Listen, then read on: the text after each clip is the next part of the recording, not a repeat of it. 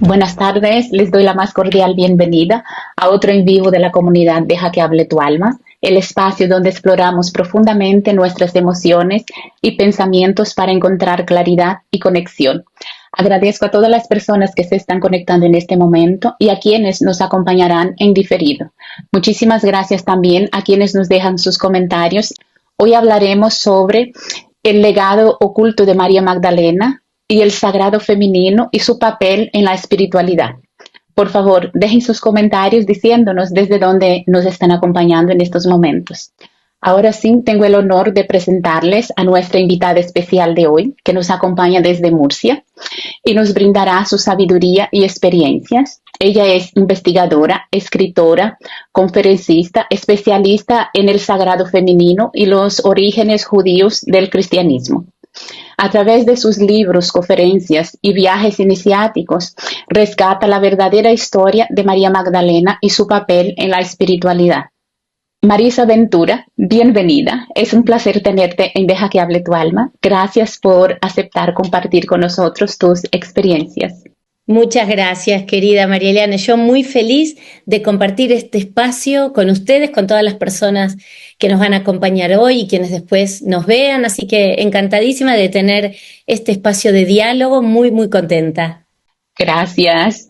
Marisa, para comenzar, cuéntanos, ¿qué fue lo que despertó en ti la necesidad de dejar el mundo corporativo y sumergirte en la búsqueda del sagrado femenino y los orígenes judíos del cristianismo? Bueno, lo que despertó esta inquietud y esta necesidad, ¿no?, de hacer un cambio tan drástico y tan importante en mi vida fue, sin lugar a dudas, sentir el llamado, la conexión muy fuerte con María Magdalena, con un personaje bíblico que yo estudiaba desde hacía muchos años, también en la escuela cuando era pequeña, y en un momento de mi vida, luego de más de 25 años de vida corporativa, sentí que esa vida ya no me hacía feliz, que en esa vida ya verdaderamente no encontraba el motor, la fuerza, la felicidad, el propósito. Y bueno, y a partir de allí, a partir de un viaje muy puntual que hice al sur de Francia, donde tuve unas experiencias vívidas muy, muy fuertes, es donde decido empezar a pensar, dejar esa vida que me había acompañado, bueno, durante tantísimos años, que ya era parte de mi esencia, ¿no? Porque yo me identificaba muchísimo con todo lo que hacía. Y bueno, y tardé unos 4 años en tomar la decisión, pero sentí que mi vida necesitaba un vuelco, necesitaba un cambio. Yo siempre digo que fue como un volver a nacer, ¿no? Y empezar realmente desde cero en algo totalmente nuevo. No sabía la manera en la que Dios me iba a abordar, pero bueno, en un momento sentí tan fuerte el llamado que dije, bueno, ya no puedo mirar para el costado, y ahí fue donde decido dejar esa vida corporativa y entregarme, ¿no?, al estudio, pero también a la difusión de todo lo que tiene que ver con los orígenes judíos del cristianismo y fundamentalmente el rol de las mujeres, y a la cabeza María Magdalena. Qué interesante perspectiva. Y Marisa, justamente sobre eso, ¿cómo nació tu conexión con Miriam de Magdala y qué revelaciones has encontrado en su historia que crees que han sido mal interpretadas a lo largo del tiempo? Bueno, realmente María Magdalena es una mujer fascinante para su estudio. A mí me ha aportado muchísimo conocer en profundidad su verdadera historia, no la que a lo largo de los siglos se ha ido construyendo, ¿no? Esta mujer que pasó a ser de la discípula leal, la endemoniada, la prostituta, aquella mujer. Estamos acostumbrados a escuchar hablar de la conversión de María Magdalena. ¿Qué conversión? Es que en realidad esta mujer nunca fue todo aquello que nos han enseñado. Entonces, a partir de allí, de descubrir su verdadera historia, siempre me gustó muchísimo leer y explorar, siento esta necesidad, ¿no?, de sacar a la luz la vida de María Magdalena, de rescatarla de esa historia inventada que caló mucho en la vida de las mujeres y para mí también una pérdida muy grande dentro de la estructura de la iglesia, de que estas mujeres tan poderosas que acompañaron a Jesús en su ministerio, una vez que Jesús resucita y asciende a los cielos, ya estas mujeres fuertes que lo acompañaban en todo momento desaparecen. Y tenemos que hacer un gran trabajo de investigación para recuperar, bueno, ¿dónde fueron? ¿Qué pasó con Marta? ¿Qué pasó con María Magdalena? Y toda esta investigación a mí me devolvió como ese espíritu y sobre todo rescatar, ¿no?, a este sagrado femenino invisibilizado y acallado. Así que siempre digo que le debo mucho a María Magdalena, porque a partir de recuperar su sagrado femenino, en mi caso yo recuperé el mío personal también. Es fascinante cómo conectas la historia con la espiritualidad. Y en relación con esto, ¿por qué crees que la figura femenina ha sido históricamente relegada dentro de las tradiciones religiosas? ¿Y cuál es el impacto de recuperar su verdadera esencia a día de hoy? Pienso que a la mujer siempre le han tenido miedo en algún punto. El poder de la procreación de la mujer es único. Con lo cual, y sobre todo me voy a los tiempos en los cuales las religiones empezaban a conformarse, ¿verdad? Hoy hay nuevos métodos, otras técnicas, pero vamos al siglo I, a toda esta época en la cual, y siglos muy posteriores, donde siempre a la mujer se la descalificó, donde siempre se creía que la mujer era la puerta de entrada del mal en el universo, se dudaba que la mujer tuviera alma, se decía que la mujer era un mal necesario solamente para la procreación.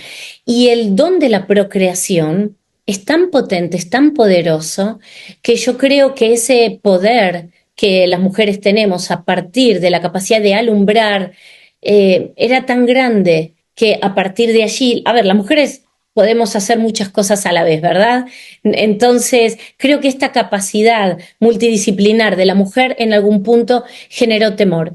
Y en relación a lo que tiene que ver con la Iglesia Católica y de darle el lugar de preponderancia que María Magdalena tuvo al lado de Jesús, claro, era demasiado para una mujer en el siglo I y los siglos posteriores.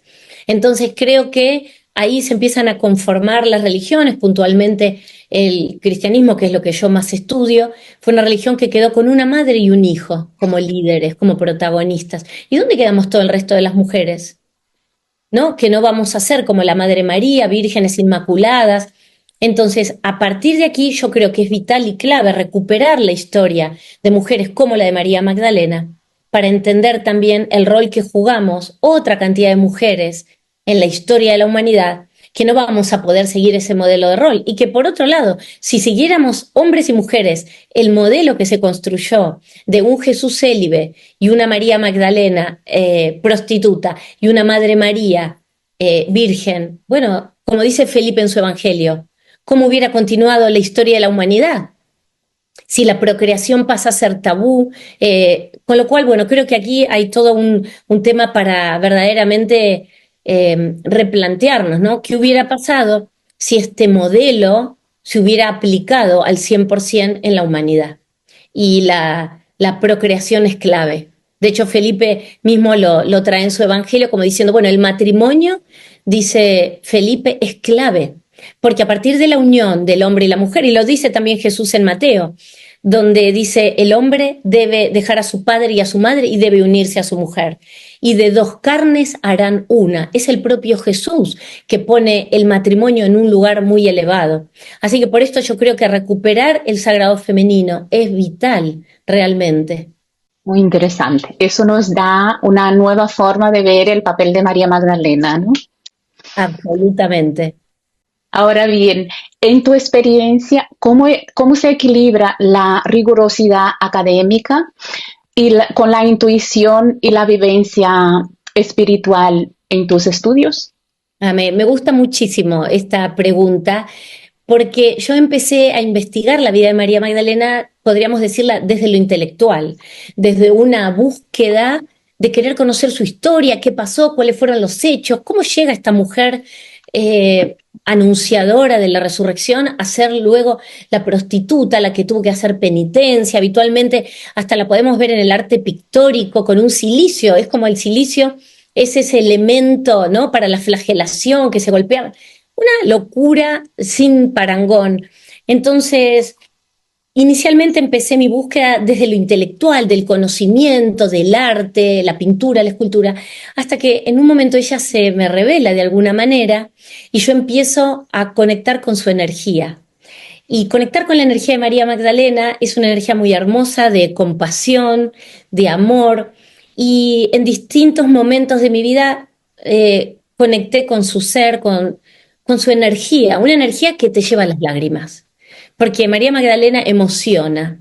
Es una mujer que cuando se hace presente en la vida de cualquiera de nosotros, ya no se va. Es una persona, un alma muy elevada. Y digo, es una persona porque yo la vivo como una hermana mayor, no sé cómo explicarlo. Y entonces a partir de ahí ocurrió la fusión entre mente y corazón. Y empecé a poder experimentar su energía, a meditar, a convocarla en mis actividades, a preguntarle, a hacerle preguntas y empezar luego a recibir respuestas. Con lo cual, para mí fue un camino muy hermoso, también de descubrir que yo tenía algún don para poder comunicarme. Mis manifestaciones siempre son a través del olfato, es algo raro, pero el olfato también es el que nos conecta con nuestras vidas pasadas, con la intuición. Entonces, de verdad que fue un camino para mí muy hermoso de entender que sí, lo intelectual es fabuloso y a mí me apasiona, pero hay todo otro costado sensible que tiene que ver con el alma, que tiene que ver con la intuición, como muy bien decías, que tiene que ver con los sentidos que gracias a Dios he ido descubriendo y profundizando cada vez más. Porque Magdalena se hace presente, uno la convoca y se hace presente, y no la convocas y si ella quiere también se hace presente. Así que eso de verdad que es muy hermoso. Increíble cómo estos hallazgos pueden cambiar nuestra visión, ¿no? Sí, y nuestra vida. Son circunstancias, son hallazgos. A mí, María Magdalena me cambió la vida por completo. Y no estaba probablemente en mis planes, porque yo tenía una carrera corporativa y estaba en esa vida hacía muchísimos años. Y ella cambió para bien, para muy bien, mi vida, pero drásticamente. Y me tuve que enfrentar a temores, a miedos, a incertidumbres, a no saber bien qué iba. Yo estaba acostumbrada a organizar mi vida en mi desarrollo de carrera de acá a 5 años y de repente era, bueno, ya no veo la escalera, a dónde, qué peldaño voy a ir subiendo, veo solo un peldaño. Y bueno, fue un cambio fuerte, pero bienvenido. Estupendo. Marisa, ¿qué papel juega los lugares sagrados en la transformación espiritual de una persona? ¿Cuál ha sido el destino que más ha marcado tu propio camino? Para mí los lugares sagrados tienen energías muy poderosas, energías muy fuertes que nos ayudan a despertar, a recordar, a conectar probablemente con alguna vida pasada en ese lugar. Y yo lo he experimentado y lo sigo experimentando. Para mí el lugar más potente, más esotérico y de más cantidad de revelaciones que tuve en mi vida fue y es el sur de Francia. He tenido la oportunidad, gracias a Dios, de viajar mucho, de estar en santuarios de apariciones marianas, de estar en Tierra Santa muchas veces, en Israel, ir tras los pasos de María Magdalena y de Jesús en la Galilea. Y sin embargo, para mí el lugar en el cual María Magdalena despliega todo su ministerio, que es en el sur de Francia, bueno, es el que mi alma, se ha destrabado mi alma allí. Y a partir de ahí yo empecé a conectar con esto, ¿no? Con la intuición, con los aromas, con el olfato y con otras vidas. He tenido regresiones espontáneas a vidas pasadas en el sur de Francia y debo decir que estos lugares sagrados son lugares energéticamente muy potentes. Yo habitualmente llevo grupos de peregrinos y peregrinas que quieren conectar con la energía de María Magdalena y tengo experiencias infinitas de ver cómo estos lugares donde María Magdalena fue surcando sus huellas, donde evangelizó, donde predicó, son lugares que despiertan a las personas, que las ayudan a recordar, que las ayudan a conectar con esta energía.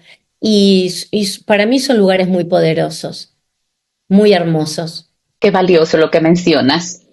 Entonces, desde tu experiencia, ¿Cómo cambia nuestra comprensión de Jesús y su mensaje cuando lo vemos desde su raíz judía en lugar de la interpretación posterior del cristianismo?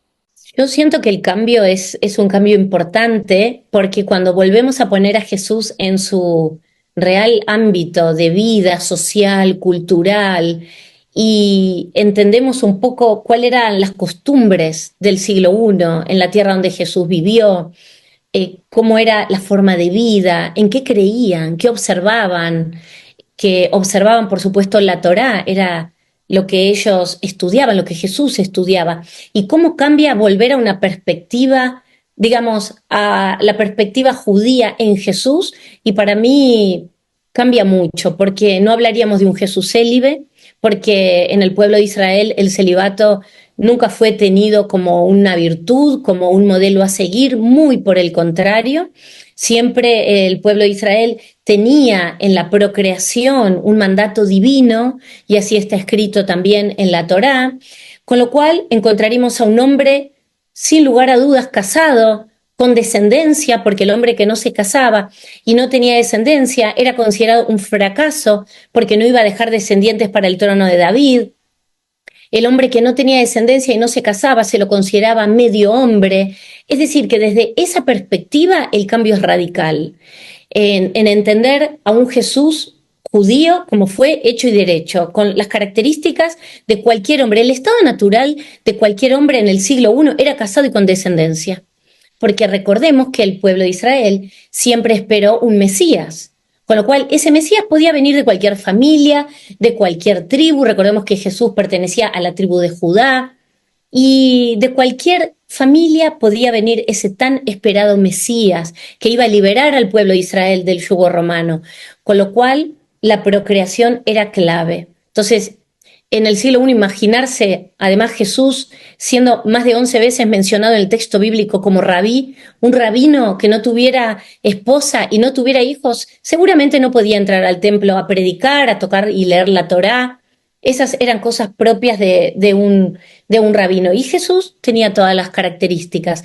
Por eso cambia mucho cuando miramos y vamos a recuperar el judaísmo en Jesús, porque habitualmente nos olvidamos que Jesús, la Madre María, María Magdalena, Pedro, los apóstoles, eran todos judíos. Después va a nacer con los siglos el cristianismo. Y de hecho yo a veces digo, bueno, pensemos, si para Jesús el celibato hubiera sido una virtud, ¿por qué no eligió 12 apóstoles célibes? Porque no los iba a poder encontrar, porque iba a ser muy difícil poder encontrar hombres célibes, porque además muchas veces el celibato podía ser confundido con homosexualidad, y en esa época la homosexualidad estaba condenada con la pena de muerte. Entonces es muy importante conocer las características del siglo I, la antropología cultural, para entender que luego a Jesús lo han transformado.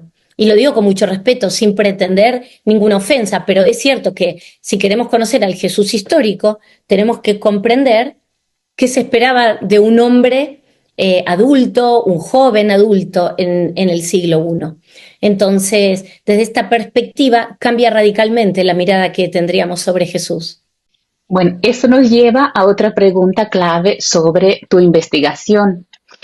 Marisa, ¿qué aspectos de su historia han sido más distorsionados y qué impacto tiene recuperar su verdadera identidad en la espiritualidad actual?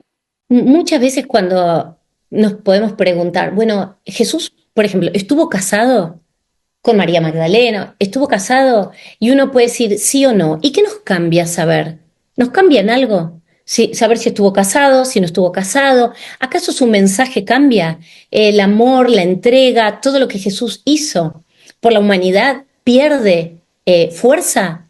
No. Uno podría decir, no, la verdad que no nos cambia nada saberlo o no saberlo, pero sí hay algo importante, y es que nos han mentido y que se ha construido una historia que ha sido tergiversada. Mira, en relación a Jesús, es mucho todo lo que no nos alcanza una hora para entrar en cada uno de los aspectos, ¿no? Pero, por ejemplo, el tema del celibato de Jesús, hay un montón de instancias que nos llevan a pensar que Jesús no fue célibe. Desde que los fariseos habitualmente le hacían muchas preguntas y querían desafiarlo, le hubieran echado en cara que Jesús no hubiera estado casado, hasta entender que su abuelo fue expulsado del templo por no tener descendencia con Ana, se va al desierto, y después el texto dice que a los 90 años Ana concibe. O sea, a quien expulsan del templo por no tener descendencia es al abuelo de Jesús, no a un señor que andaba caminando por ahí. Después, el tema de los milagros de Jesús, que en realidad cuando se traduce la palabra miraculos, esto lo hace San Jerónimo, en realidad él habla de obras maravillosas que dejaban perplejos a todo el mundo, pero no dice que eran obras sobrenaturales. Pero ahí la palabra milagro empieza a tener una connotación de lo sobrenatural. De hecho, hay un pasaje en el texto bíblico cuando Jesús resucita a la hija de Jairo, a la nena, y él dice, no está muerta, está dormida. Pero todos dicen, hizo un milagro. Bueno, son temas que dan para mucho. Yo traigo pequeñas cositas, ¿no? O el momento en el cual Jesús nació. Jesús en realidad no nace en el siglo I, sino que se cree que es un error de cálculo de Dionisio el Exiguo, que cuando va a calcular la fecha de nacimiento de Jesús, dice que nace en el siglo I, pero ya hoy muchos historiadores y teólogos dicen que en realidad Jesús nace en el 6 antes de él mismo. O sea, como que nació en el 6 antes de Cristo. Y hay muchísimo por explorar con respecto a la vida de Jesús y a entender. Y sobre todo hay muchísima información que va a descubrir al Jesús histórico, ¿no? Donde, bueno, realmente entendemos que Jesús no nació en el siglo I, que Jesús no nació un 24 de diciembre a las 12 de la noche, sino que se estipula esa festividad, porque además había mucha cantidad de fiestas de adoración a los dioses paganos, pero lo más probable es que Jesús haya nacido en octubre, cuando se celebraba una de las fiestas de peregrinaje, que es la fiesta de las cabañas, Sukkot, y allí se hacían un montón de pesebres al lado de las cosechas, porque si hubieran nacido en un pesebre en diciembre, hubieran muerto congelados, hubieran muerto de frío. Entonces hay un montón de temas que yo por ahí voy contando ahora un poquitito, que son para profundizar, siempre digo, no desde el más absoluto respeto, pero son investigaciones que hoy hay mucha información verificable, histórica, de teólogos, de historiadores, que están al alcance de la mano y que es muy apasionante. Es un punto crucial en el estudio del sagrado femenino. Es algo bastante importante y, como bien dice, necesitamos mucho más tiempo para explicarlo porque es algo para profundizar. Ahora bien, quisiera profundizar en tu libro, Amor en Magdala. Lo escribiste junto a tu esposo, el doctor Mario Sabán. ¿Cómo ha sido la experiencia de compartir esta búsqueda espiritual y académica con tu compañero de vida? Bueno, fue un proceso hermoso.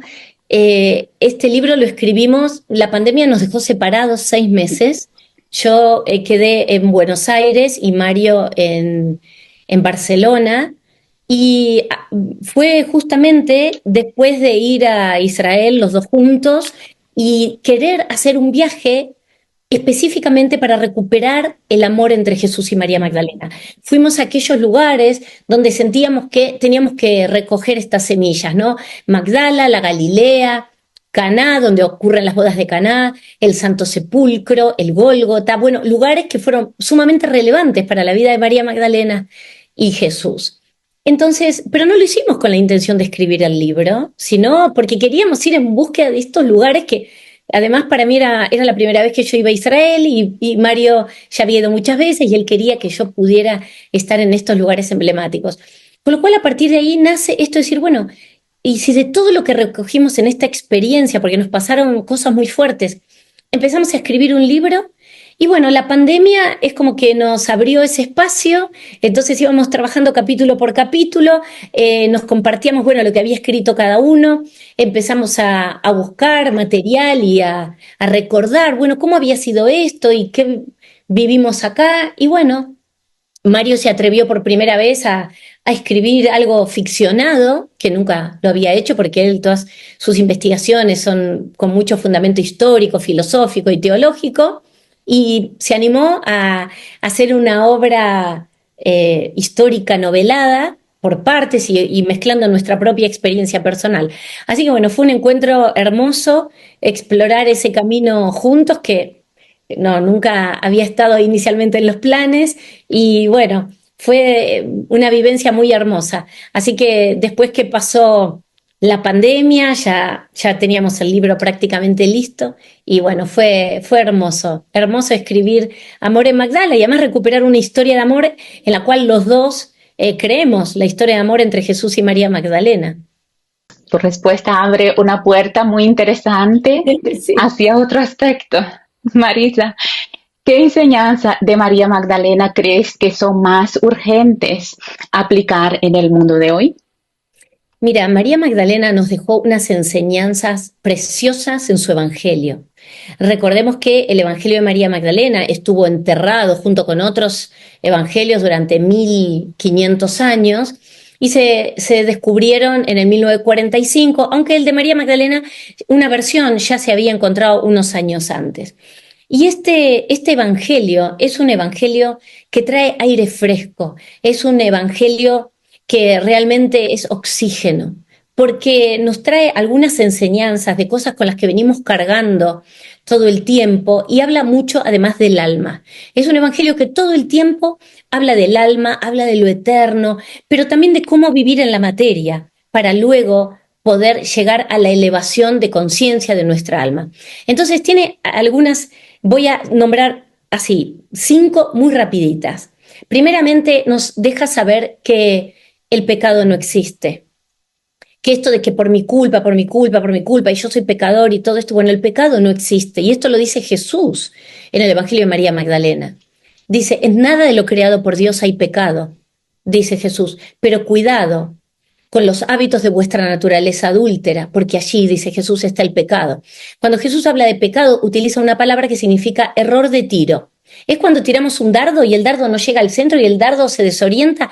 Eso significa la palabra pecado, error de tiro. Entonces, bueno, ahí entra muy bien explicar todo esto y explicar que no existe el pecado, pero sí la responsabilidad en nuestros actos. Nos enseña a que tenemos que buscar vivir en armonía, que tenemos que instaurar la paz en nuestro día a día con el prójimo, en cada cosa que hacemos, a poner amor donde no lo hay, desde en la cosita más pequeña hasta lo más grande, hasta en la manera en la cual nos comunicamos. Enseña que con todo lo que venimos aprendiendo y con este mensaje que ella nos deja, después explica el camino del alma, ¿no? Que el alma va encontrándose con distintas cuestiones y es bastante maltratada con la ignorancia, bueno. Y entonces dice, bueno, ahora hay que ponerse en marcha, porque ¿qué hacemos si descubrimos todo esto? Con estos nuevos mensajes, bueno, hay que ponerse en marcha, porque en la marcha, en la acción, está la salud, está la salvación y está el bienestar. Bueno, la marcha es salir, trabajar, tener un propósito con actitud positiva. Es muy hermoso el Evangelio de María Magdalena. De verdad que yo invito a todo el mundo a que lo lea porque puede transformar. A mí me ha transformado profundamente muchas de sus enseñanzas. Es revelador entenderlo de esta manera. Sí, totalmente. Y en este sentido, ¿cuál crees que es el mayor reto para la mujer dentro de la estructura religiosa? ¿Y cómo podemos avanzar hacia una mayor equidad espiritual?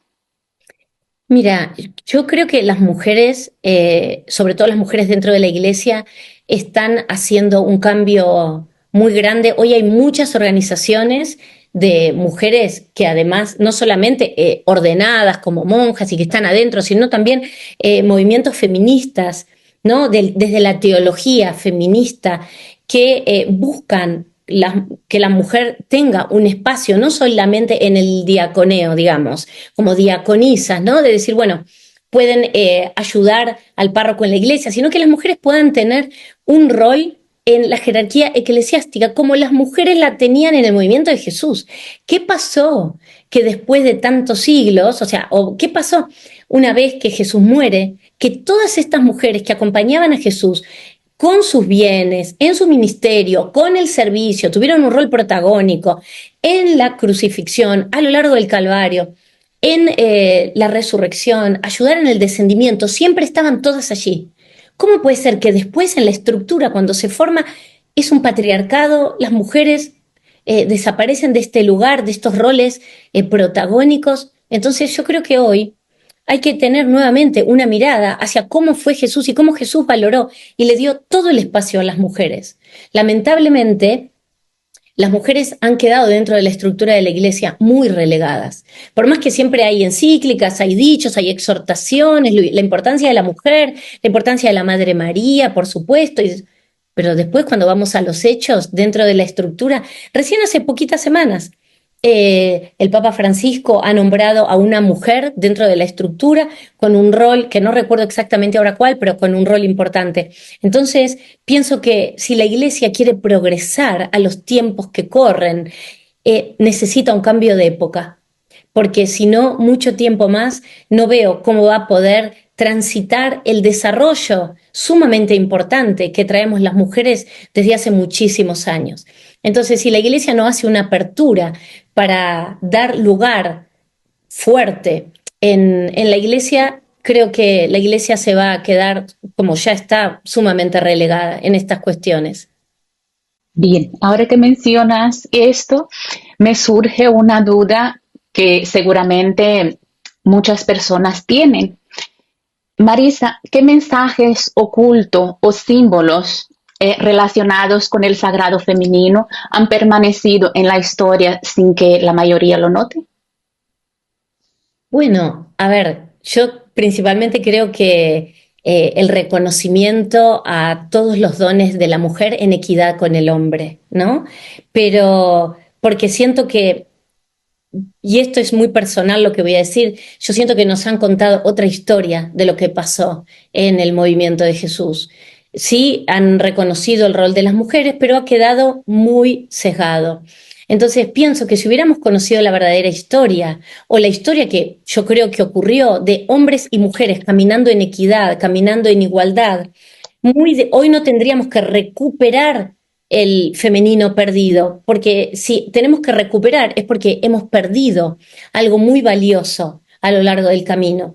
Entonces, siento que las mujeres siempre, desde tiempos inmemoriales, nos hemos mantenido en círculos de mujeres, nos hemos mantenido conectadas, entendiendo el poder no solamente de la procreación en cuanto a gestar hijos, sino también el desarrollo de nuevas ideas, de proyectos creativos, de un sinfín de cuestiones para las cuales las mujeres somos como muy de vanguardia probablemente. Y hoy lo que ocurre es que somos las mujeres las que estamos liderando todos los movimientos espirituales. Yo lo veo en la práctica cuando hago charlas, seminarios, viajes.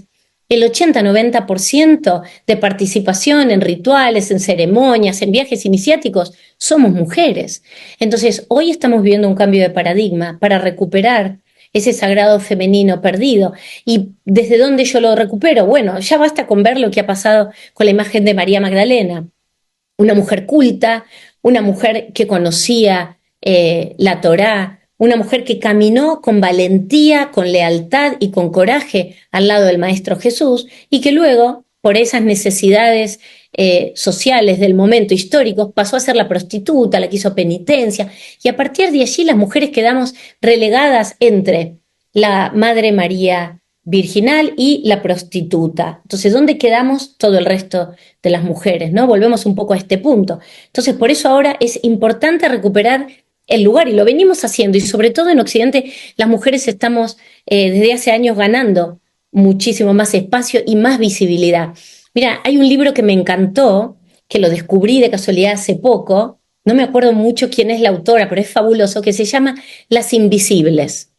Y habla de que para el Concilio Vaticano II, que se desarrolla entre 1962 y 1965, el Papa Pablo VI convoca a un grupo de mujeres para que participen en la toma de decisiones dentro del Concilio Vaticano II. Pero fueron mujeres que quedaron prácticamente invisibilizadas.